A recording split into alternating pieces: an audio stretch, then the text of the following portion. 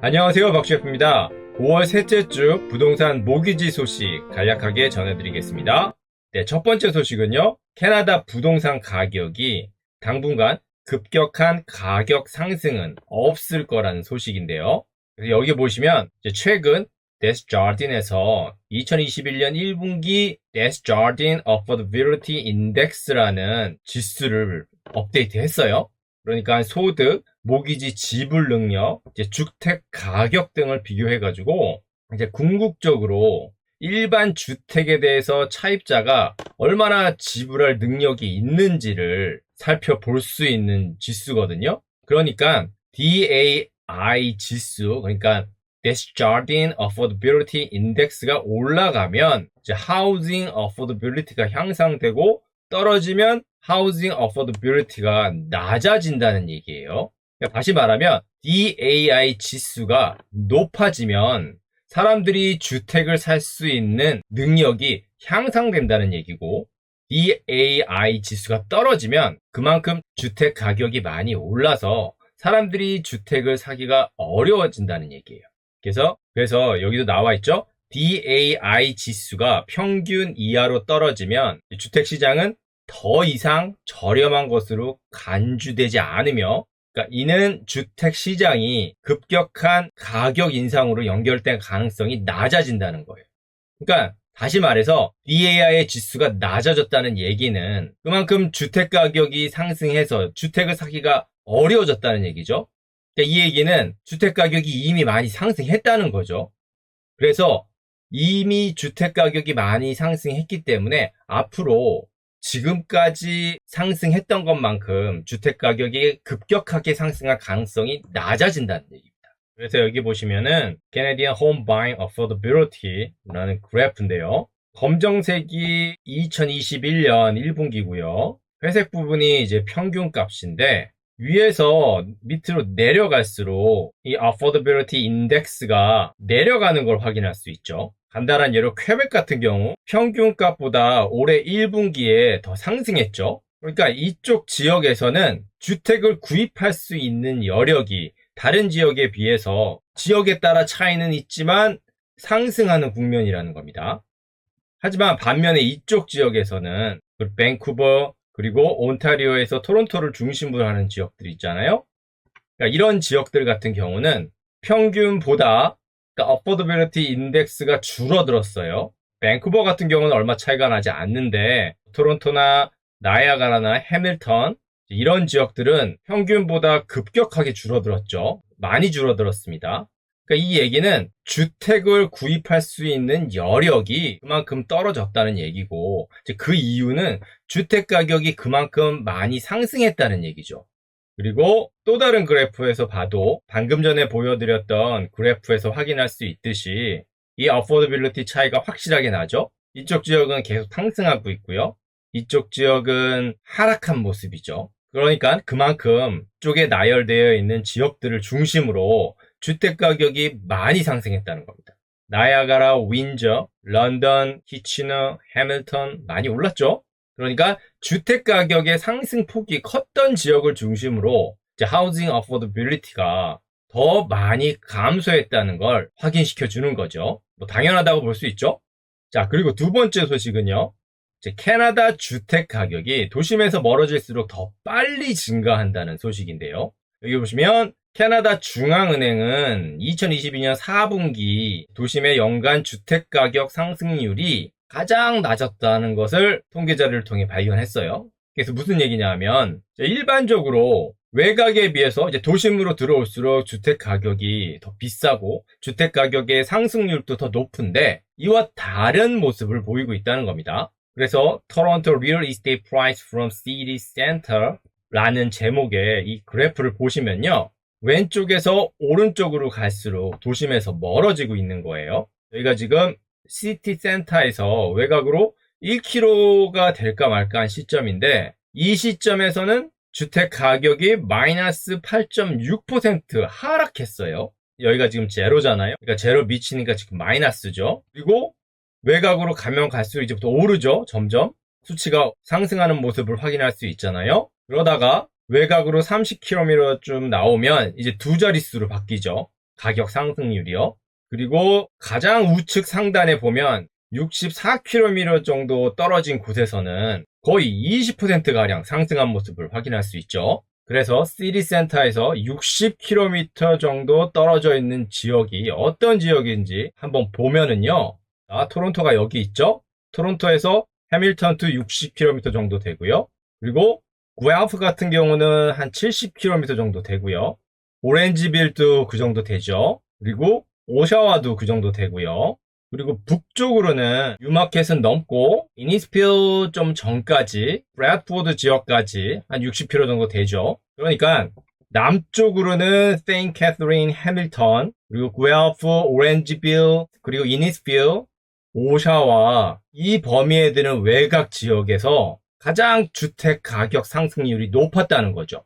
그리고 토론토뿐만이 아니라 밴쿠버에서도 비슷한 추세를 보이고 있죠. 외곽으로 갈수록 주택 가격이 토론토만큼은 아니지만 상승하고 있는 모습을 보여주고 있죠. 그리고 몬트리올 같은 경우도 토론토만큼은 아니지만 유사한 모습을 보여주고 있고요. 그래서 여기 보시면 아직도 많은 사람들이 이제 재택 근무가 일시적이라고 생각하기 때문에 도심의 주택 가격이 여전히 높지만 재택근무가 영구적으로 굳어질 것이라는 사실이 확실해지면 지금까지와 같은 외곽과 도심의 주택가격 차이에 변화가 발생할 수 있겠죠. 그래서 실제로 팬데믹 기간 동안 이런 현상들이 많이 나타나기도 했었죠. 심지어 타운하우스 가격 같은 경우는 외곽과 도심이 몇 달 전에 거의 비슷해지는 시기도 있었잖아요. 그러니까 그런 것처럼 외곽과 도심의 주택가격 상승률의 차이가 많이 줄어들고 있고 여기에 재택근무가 굳어지면서 이런 변화가 보다 가속화되고 있는 것으로 보이는 거죠. 그래서 이 뉴스에서는 외곽과 도심에 변화되고 있는 주택가격 양상을 확인시켜주고 있어요.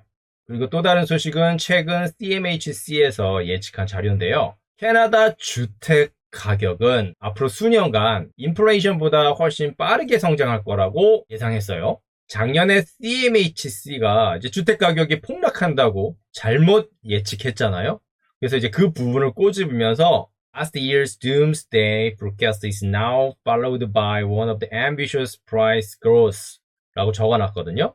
그래서 작년에는 종말이 올 것처럼 얘기하더니 이제는 주택 가격이 상승할 거라고 아주 야심차게 얘기하고 있다는 거죠. 그러면서 이 예측이 맞을지 안 맞을지 불확실하다는 걸 은연중에 꼬집고 있죠. 그래서 CMHC에서 예측한 자료에 따르면 캐나다 전체 주택 가격 같은 경우는 10%에서 14% 정도 상승을 예상하고 있고 토론토 주택 같은 경우는 3%에서 17%, 밴쿠버 주택 가격 같은 경우는 2%에서 11%까지 상승을 예상하고 있어요. 좀 더 자세히 보여드리면 2023년까지 최소한 66만 9,500불까지 상승한다는 거고 최대 70만 4,900불까지 상승한다는 예측인 거죠. 그리고 토론토 같은 경우는 그 폭이 더 커서 2023년 최저가 102만 4,700불에서 최대 120만 5,400불까지 상승할 수 있다고 예상하고 있어요. 최저와 최고의 차이가 거의 20만 불에 가깝죠. 그리고 밴쿠버 같은 경우는 더 차이가 많이 납니다. 최저치가 102만 5천 불로 토론토와 비슷하죠. 그런데 최고치는 139만 5천 불이에요. 최저점과 35만 불 이상 차이가 나죠. 그래서 CMHC의 이 예측이 맞을지 틀릴지는 알 수 없죠. 그건 모르는데 제가 이 소식을 가져온 이유가 여기 보시면 주택 구매자가 시장에 조정이 있을 때 주택 구입을 못하게 된다면 소득보다 더 빨리 상승하는 주택 가격에 결국은 주택을 포기할 수밖에 없게 된다는 거예요. 그러니까 결국은 이렇게 빨리 상승하는 인플레이션 속도를 따라잡을 수 있는 방법이 실질적으로는 거의 없겠죠. 그렇기 때문에 주택 시장에서 조금이라도 조정 국면이 보일 때 이때 주택 구입을 못하게 된다면 앞으로는 주택을 구입할 수 있는 찬스가 더 없어진다는 얘기죠. 그런데 사람 심리가 참 알 수 없는 게요. 주택 가격이 막 상승을 하면 이 상승 국면에 타지 못할까봐 어떻게 해서든 주택을 구입하기 위해서 모기지도 알아보고 여러 방면에서 이제 알아보는데 지난달 주택 판매량과 가격이 하락했잖아요. 이 소식을 듣고 나서는 예전에 비해서 그 적극성이 오히려 줄어드는 모습을 볼 수 있어요. 가격이 막 상승할 때는 불안하니까 어떻게든 주택을 구입하기 위해서 달려드는데 그렇게 상승 국면이던 주택 시장이 다소 주춤하면서 하향 국면으로 돌아왔으니까 구매자의 입장에서는 사실 안심이 되는 건 사실이잖아요.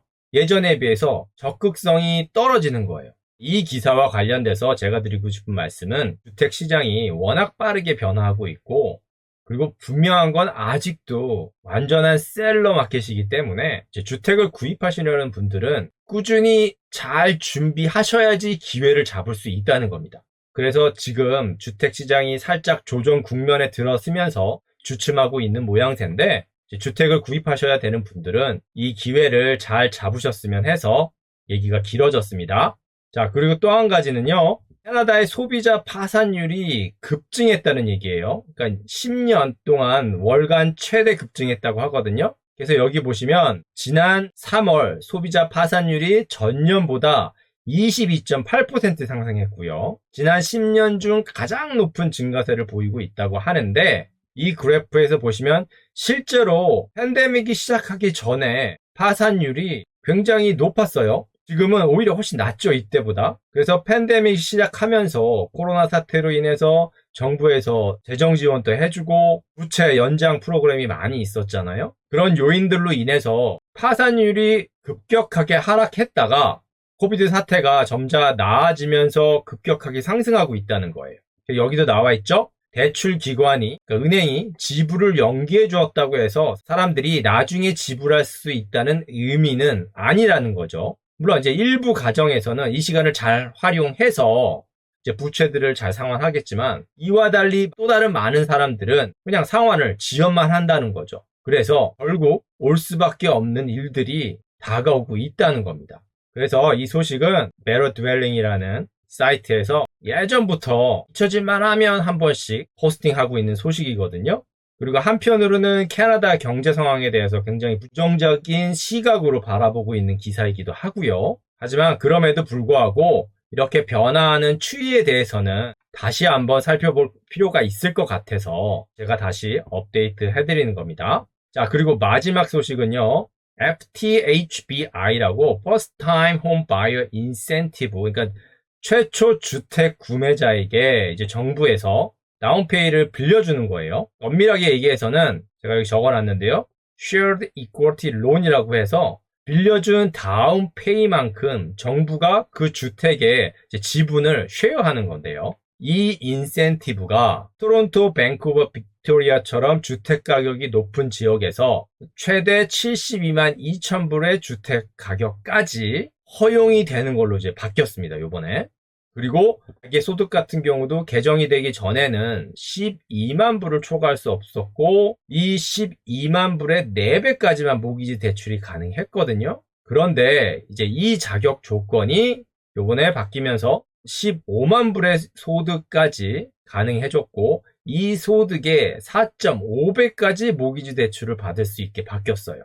그러니까 예전에 주택 구입 가격이 50만 불 정도밖에 안 됐는데 이게 72만 2천 불로 상향 조절됐으니까 예전보다 20만 불 정도 더 비싼 주택을 구입할 수 있게 되었고 연간 소득도 12만 불에서 15만 불로 상향 조정된 데다가 이 소득 곱하기 예전에는 4배였는데 이번에는 4.5배까지 했으니까 좀 더 많이 빌릴 수 있겠죠. 그래서 제가 예전 영상에서 최초 주택 구매자 인센티브가 이렇게 확대될 거라는 영상을 찍었는데 그때 그 영상을 보시고 한 시청자분이 댓글에 질문을 남기셨거든요.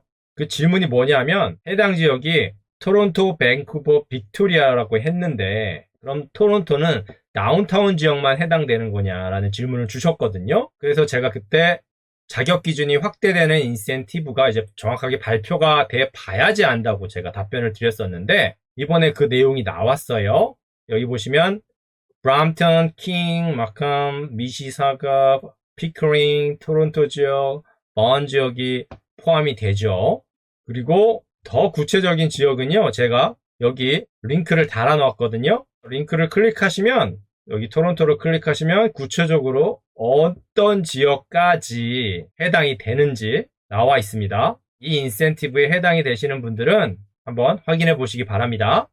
그래서 자격 기준이 확대돼서 최대 72만 2천 불까지의 주택 구매가 가능해졌다고는 하지만 광역 토론토 인근에서 이 가격대의 단독주택은 없다고 봐야 되잖아요. 하지만 그래도 지난 4월 토론토 평균 콘도 가격이 72만 2천 불이었고 밴쿠버 같은 경우는 72만 9천 불, 빅토리아는 54만 불 정도 됐으니까 그래도 콘도 같은 경우는 이 확대된 인센티브의 도움을 받아서 구입할 여력이 좀 더 높아지게 되는 거죠. 그래서 혹시나 자격 기준이 확대된 이 인센티브 프로그램이 도움받을 수 있는 분들도 있을 것 같아서 가지고 와 봤습니다. 네, 오늘은 여기까지만 하겠습니다. 지금까지의 영상이 도움이 되셨다면 좋아요, 구독, 알람 버튼 부탁드립니다. 지금까지 박셰프였습니다. 감사합니다.